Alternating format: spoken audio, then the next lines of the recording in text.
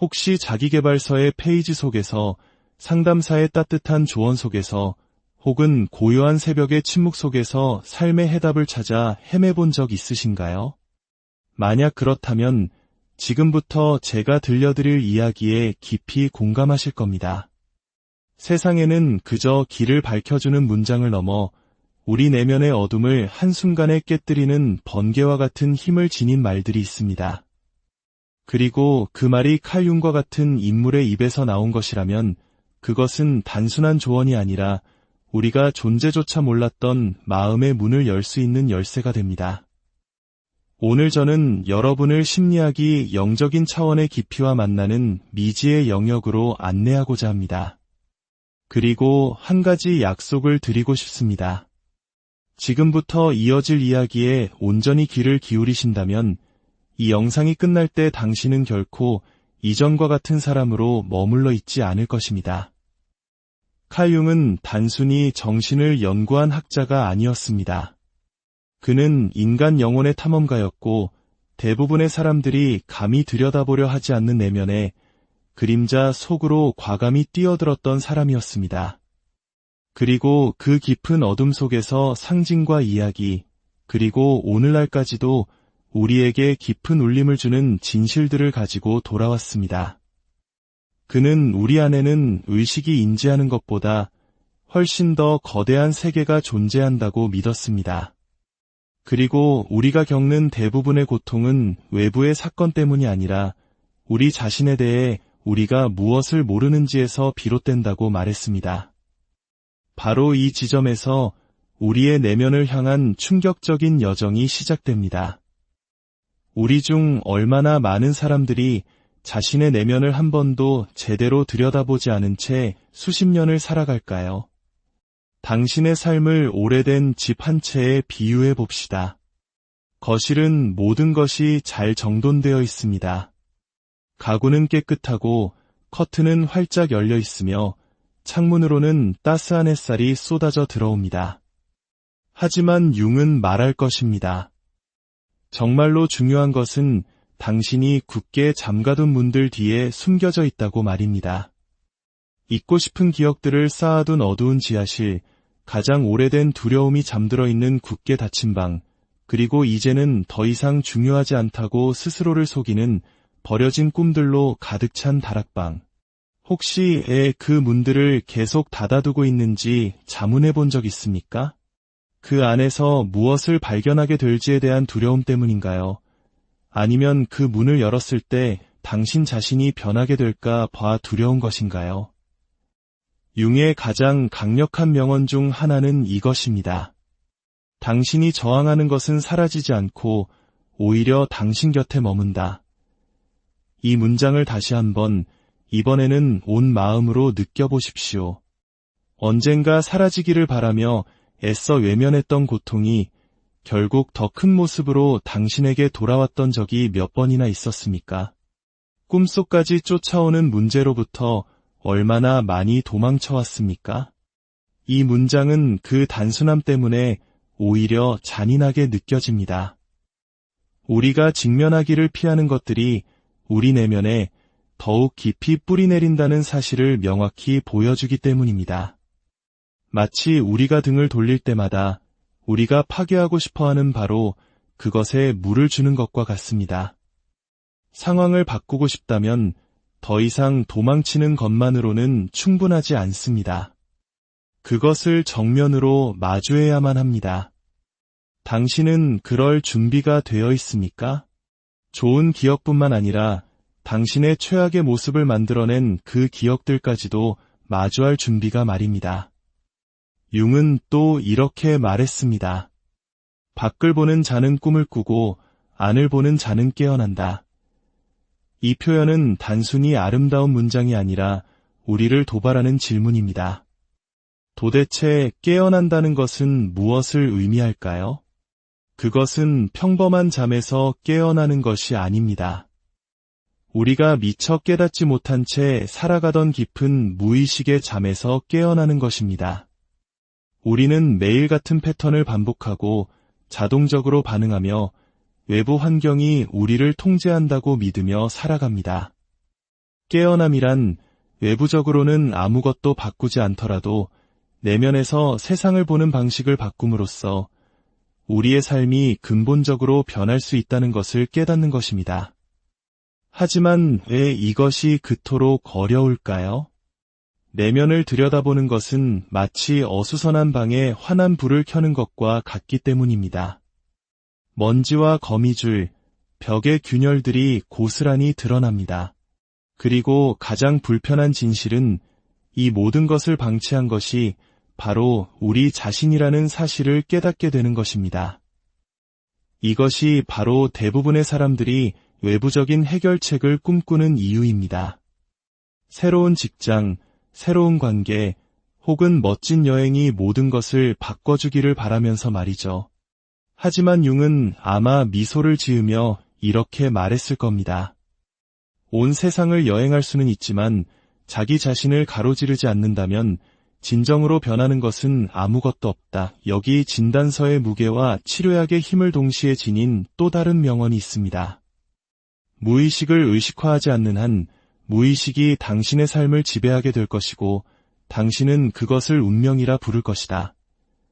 이 말은 마치 당신은 아무것도 통제하지 못하고 있으며 심지어 그 사실조차 모르고 있다라고 말하는 것과 같습니다. 섬뜩하지 않습니까? 당신이 자유롭게 내렸다고 믿었던 결정들 중 얼마나 많은 것들이 존재조차 몰랐던 두려움에 이끌린 것이었을까요? 당신의 그림자가 저 사람을 믿는 건 위험해라고 속삭였기 때문에 얼마나 많은 사람들을 밀어냈습니까? 당신 내면의 어떤 부분이 넌 할 수 없어라고 소리쳤기 때문에 얼마나 많은 기회를 거절했습니까?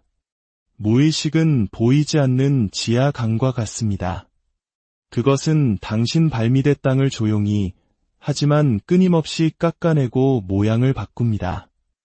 융의 제안은 급진적입니다. 이 지하 왕국에 빛을 비추라는 것입니다. 하지만 거기에는 대가가 따릅니다.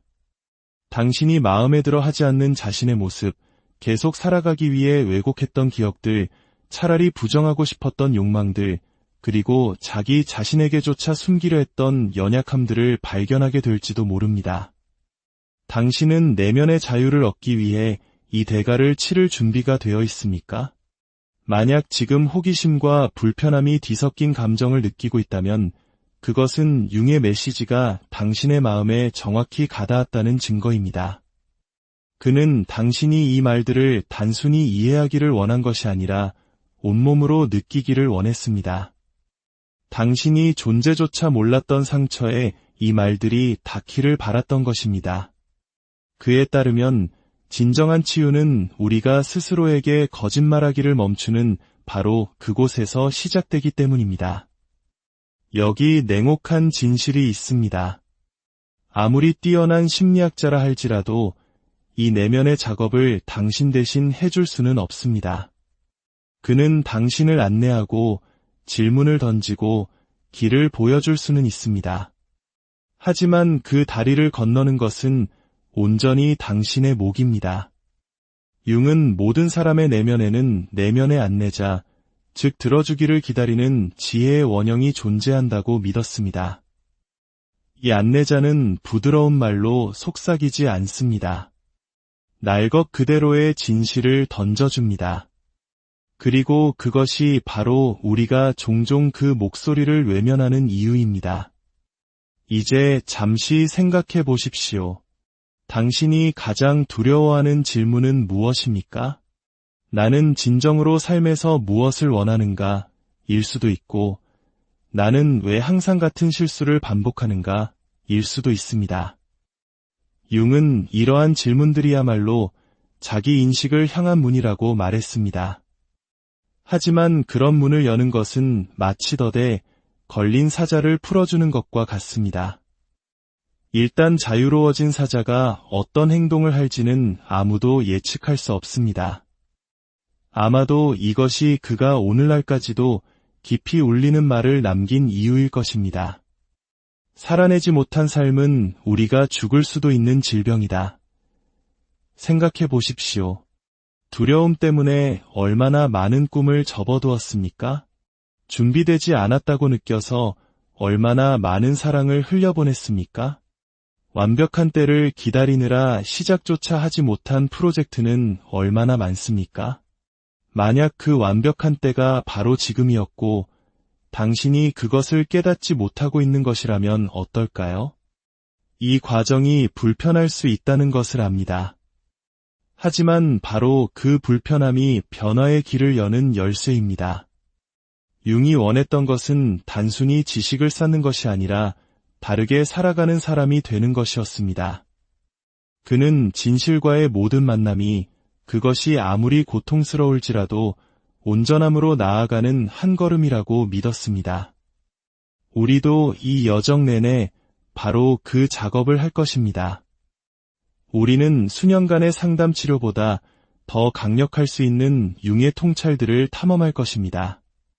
그것이 심리 상담을 대체하기 때문이 아니라 그 누구도 잠재울 수 없는 당신 내면의 치유자를 깨울 수 있기 때문입니다. 이 지혜의 여정을 다른 이들과 나누고 싶다면 이 이야기가 더 많은 분들에게 닿을 수 있도록 좋아요와 구독으로 당신의 마음을 표현해 주세요. 당신의 작은 행동이 누군가의 어둠을 밝히는 등불이 될 수 있습니다. 자, 이제 심호흡을 하십시오. 다음 단계는 지금까지 당신이 두려움 때문에 굳게 닫아두었던 문들을 열게 될 것입니다. 그리고 바로 그곳에 당신의 진정한 힘이 잠들어 있습니다. 살다 보면 우리가 감당하기 힘든 무게를 짊어지고 있다는 것을 깨닫는 순간이 옵니다. 그것은 단순히 육체적이거나 감정적인 무게가 아닙니다. 보이지 않는 무게입니다.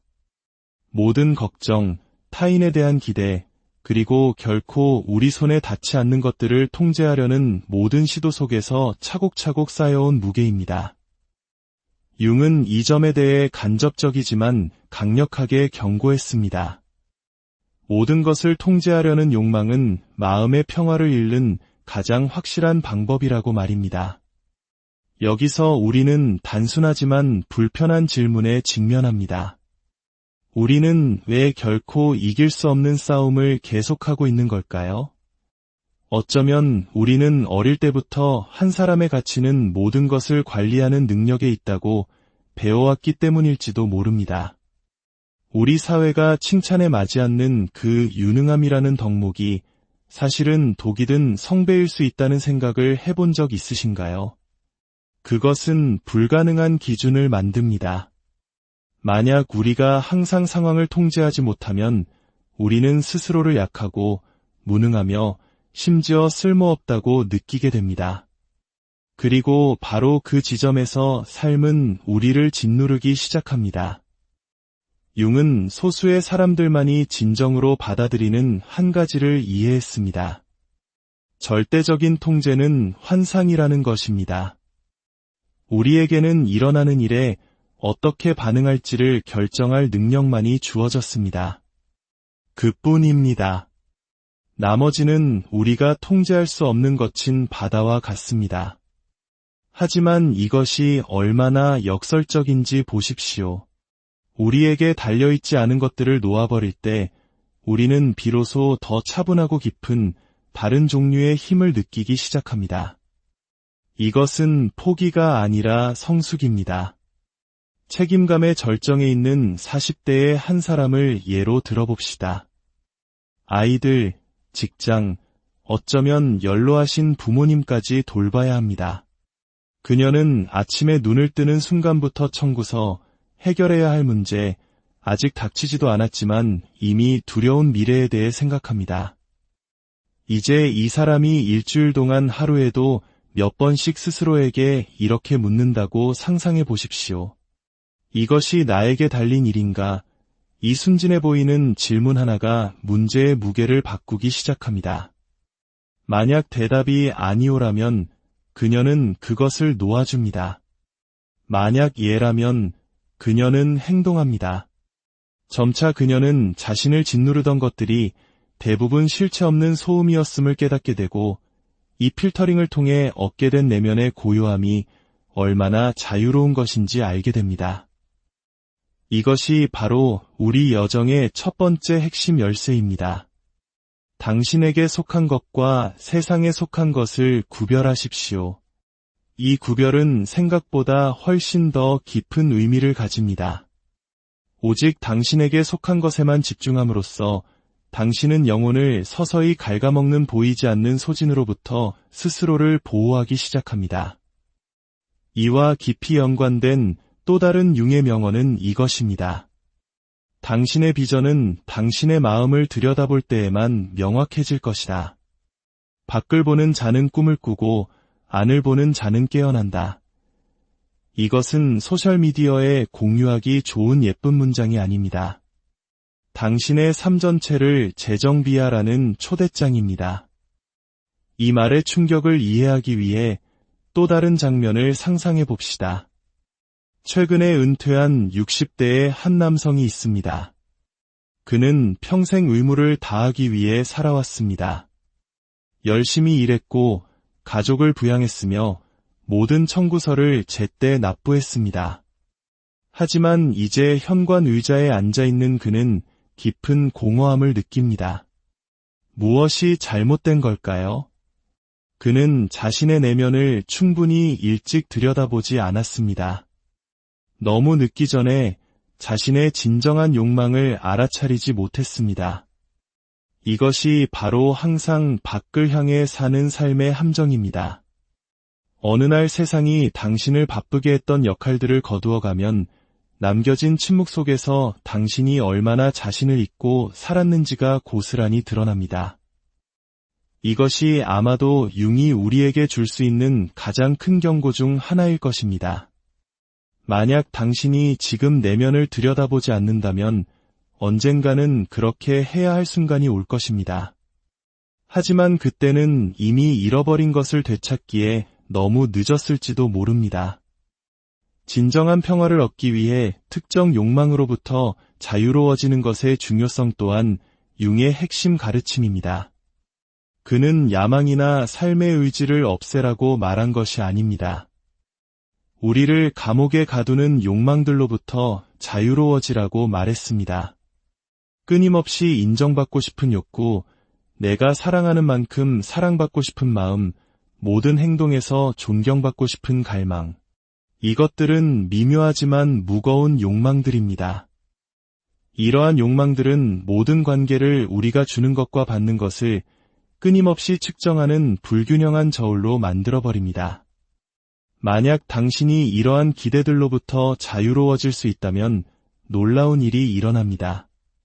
당신의 행동은 박수갈채를 받기 위한 필요가 아니라 당신 자신의 온전함에서 비롯되기 시작합니다.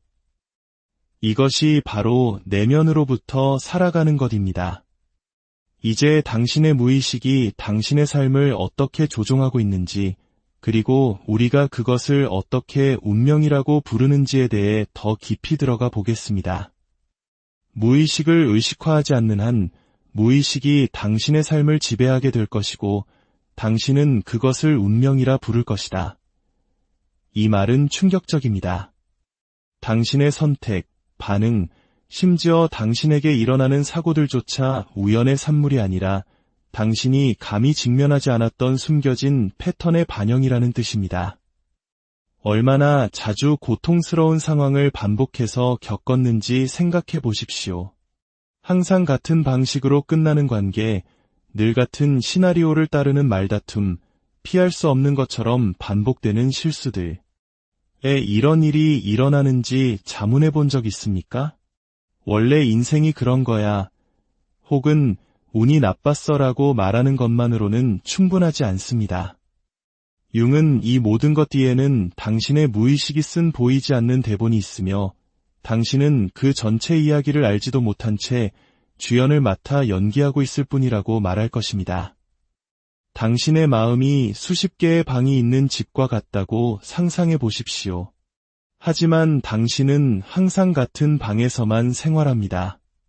다른 방들은 기억, 신념, 고통, 심지어 잊혀진 재능으로 가득 차 있지만 당신은 그곳에 들어가지 않습니다.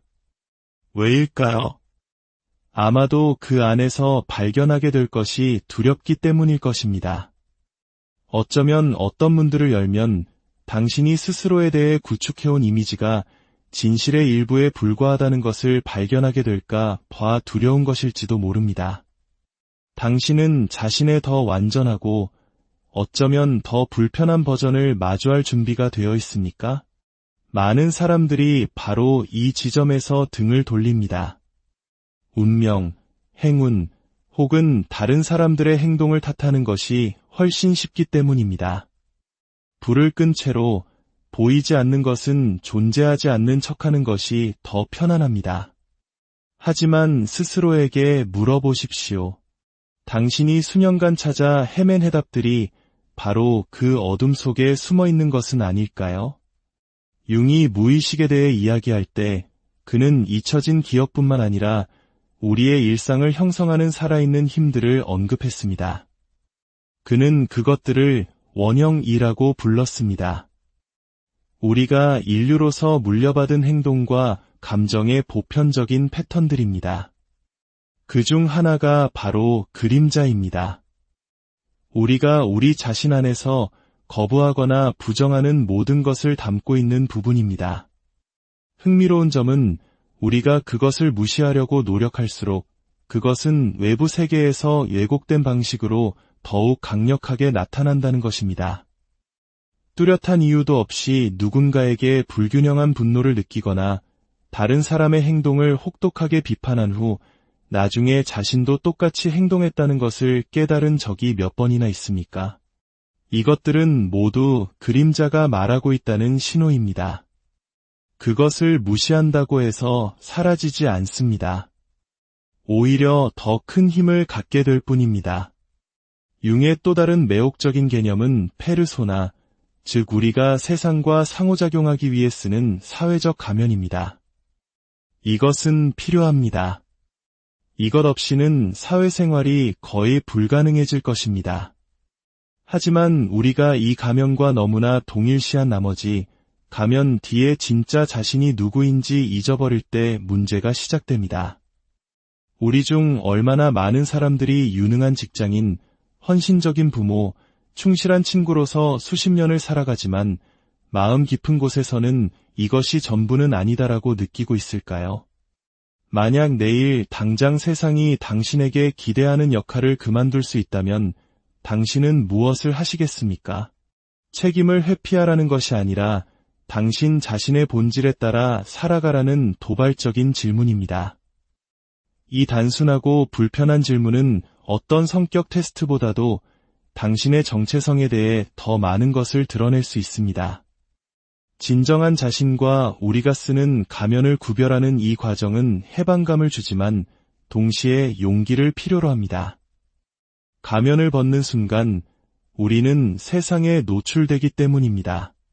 그리고 노출은 비판, 심지어 거절을 초래할 수 있습니다. 하지만 무엇이 더 나쁠까요? 진짜 내가 아닌 모습으로 인정받으며 사는 것일까요? 아니면 나의 진실 때문에 거절당하는 것일까요? 우리는 종종 스스로를 잘 안다고 생각합니다. 하지만 그 버전의 나는 우리가 살아가는 환경에 적응하기 위해 만들어진 것입니다. 융은 진정한 자신이 되는 과정인 개성화야말로 인생에서 가장 중요한 과업이라고 믿었습니다. 그리고 그것은 최종 목적지가 아니라 끊임없는 조정과 발견으로 가득 찬 지속적인 여정입니다. 이제 진정한 자유란 무엇인지, 그것이 어떻게 자기 통제에서 비롯되는지에 대해 이야기해 봅시다. 융의 말은 수십 년을 가로질러 여전히 무거운 침묵을 자아냅니다. 자기 자신을 통제하지 못하는 자는 누구도 자유로울 수 없다. 이 말은 단순해 보이지만 그 무게는 거의 감당하기 힘들 정도입니다. 왜냐하면 우리의 일상적인 결정 대부분이 자유의지의 산물이 아니라 평생에 걸쳐 학습된 조건화, 충동, 그리고 자동적인 반응의 결과라는 사실을 인정하게 만들기 때문입니다. 마치 우리가 직접 차를 운전하는 것이 아니라 보이지 않는 힘이 방향을 정하는 동안 그저 핸들을 잡고만 있는 것을 발견하는 것과 같습니다. 듀크 대학의 한 연구에 따르면 우리 일상행동의 약 40%는 의식적인 선택이 아니라 자동적인 습관이라고 합니다. 40%입니다. 이는 당신 삶의 거의 절반이 항상 당신의 최선을 바라지는 않는 보이지 않는 조종사에 의해 인도되고 있다는 의미입니다. 순간적인 공허함을 채우기 위해 의미 없이 스마트폰을 집어들었던 순간들, 배고픔이 아니라 불안감 때문에 무언가를 먹었던 순간들, 별다른 이유 없이 누군가에게 방어적으로 반응했던 순간들을 생각해 보십시오. 이 사소한 행동들이 수년에 걸쳐 반복되면서 당신이 누구이며 어떻게 사는지를 형성하는 쇠사슬이 됩니다. 그리고 융이 말하는 것은 명확합니다. 당신이 이 쇠사슬을 끊지 않는 한 자유에 대해 아무리 많이 이야기하더라도 그것은 환상에 머물 것입니다. 나치 강제수용소의 생존자이자 정신과 의사였던 빅터 프랭클의 이야기는 이를 완벽하게 보여줍니다. 그는 가족, 직업, 건강 등 외부 세계가 빼앗을 수 있는 모든 것을 잃었습니다. 하지만 그는 간수들이 결코 닿을 수 없는 영역이 있다는 것을 발견했습니다. 바로 자신에게 일어난 일과 그에 대한 자신의 반응 사이의 공간이었습니다. 그는 이 공간이야말로 진정한 자유의 영역이라고 말했습니다. 융 역시 이에 전적으로 동의했을 것입니다. 근본적으로 자유란 원하는 것을 하는 것이 아니라 압박 속에서도 의식적으로 어떻게 행동할지를 선택하는 것이기 때문입니다. 이제 당신의 삶을 되돌아볼 시간입니다. 의식은 행동으로 이어지지 않으면 아무 소용이 없다는 융의 말을 기억하십시오. 당신은 이미 무의식적인 힘이 당신의 삶을 형성하고 있다는 것을 이해했습니다. 그림자의 무게를 감지했고 진정한 자유가 자기 통제에서 비롯된다는 것을 인식했습니다. 그렇다면 이제 무엇을 해야 할까요?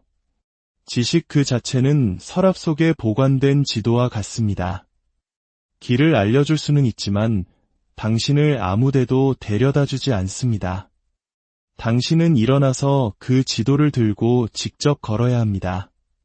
변화는 고립된 행위가 아니라 대체하는 과정입니다. 해로운 패턴은 단순히 거부한다고 사라지지 않습니다. 당신이 되고자 하는 모습과 더 일치하는 새로운 것으로 그것을 대체해야 합니다. 그리고 이것은 매일의 주의를 요구합니다. 오래된 패턴은 항상 돌아오려고 할 것이기 때문입니다. 그렇다면 내가 발전하고 있는지 어떻게 알 수 있을까요? 이 길에서 발전은 눈에 보이는 큰 성취로만 측정되지 않습니다. 종종 아무도 알아채지 못하는 작은 승리들로 드러납니다. 두려움 때문이 아니라 평화를 선택함으로써 피하게 된 말다툼, 다른 사람의 비판이 당신의 자존감에 영향을 미치지 못했던 그날, 누군가를 실망시킬 수 있다는 것을 알면서도 당신의 가치를 위반하는 무언가를 거절하기로 한 결정. 이 작은 행동들이 쌓여 당신의 내면 이야기를 다시 씁니다. 이제 이 모든 통찰을 당신의 삶에 적용할 구체적인 행동 계획을 제시하겠습니다. 이것은 엄격한 설명서가 아니라 당신과 함께 진화하는 살아있는 지도입니다. 첫째, 당신만의 등대를 세우십시오. 우리가 탐험한 모든 가르침 중에서 당신의 마음에 가장 깊이 울리는 하나를 선택하십시오.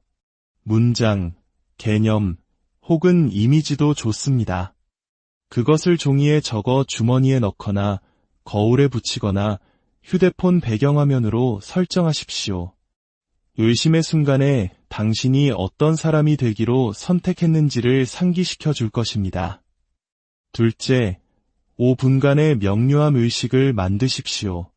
매일 예외 없이 5분 동안 조용히 앉아 자신에게 3가지 질문을 던지십시오. 오늘 나를 기다리는 것은 무엇인가? 나는 무엇을 피하고 있는가?